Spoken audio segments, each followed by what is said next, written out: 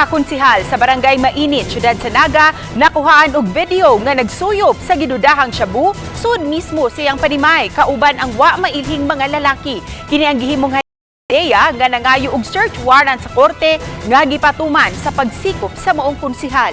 Ani ang report. Gipahigayon una ang briefing sa PDEA-7 aron mahanay ang pamaagi sa pagpatuman sa search warrant batok sa opisyal sa barangay. Ilang ipakita ang video sa usa ka lalaki nga hamtong anaa sa sulod sa usa ka balay uban sa wa mailhing lalaki. Nakuhaan sa video ang lalaki nga adunay gisuyop. Gila siya sa PDEA-7 nga si Konsehal Renante Chong sa barangay Mainit, Dakbayan sa Naga.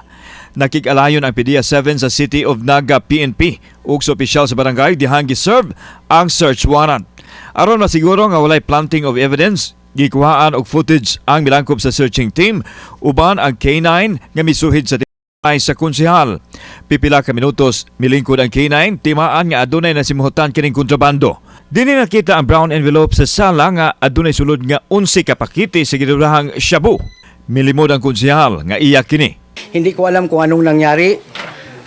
I don't know kung ano yan. May sa atin sa opisina na itong konsehal na ito is involved sa paggamit ng illegal drugs, heavy user, at pinapagamit na yung mga bata na sa illegal droga. Tapos after gamit, in exchange, may ginagawa siyang di kaayos-ayos sa mga bata.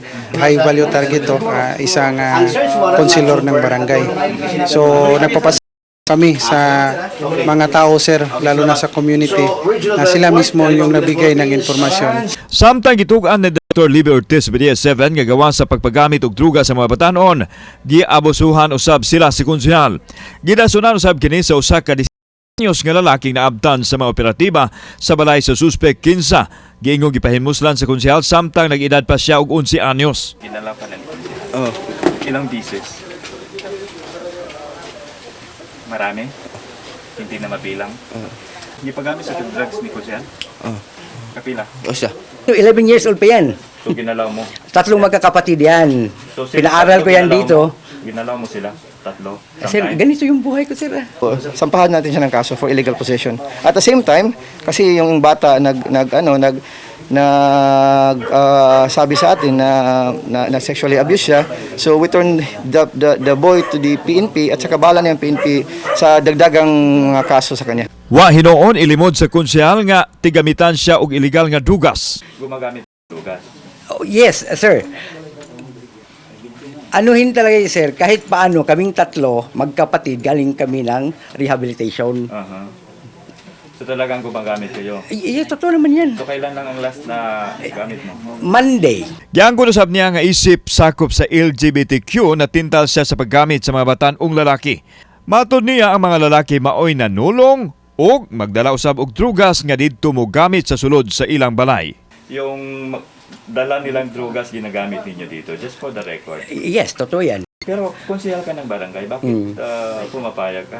Sir, aaminin ko yung pagkatao ko. Weaknesses ko yata yun. Ang operasyon sa Philippine Drug Enforcement Agency, PDEA Region 7 backup sa search warrant nga gi-issue sa korte. Ang kinilasong operasyon sa PDEA o sa kapulisan nagpakita lang matod pa nga walay gipihig ang ilahang kampanya batok sa illegal nga drugas, maaduna may posisyon sa gobyerno o wala makasala ilag yung dakpon o taralon sa hukmanan. Kauban si Cleofer Lumayag, ako si Alan Domingo. Balitang Bisdak.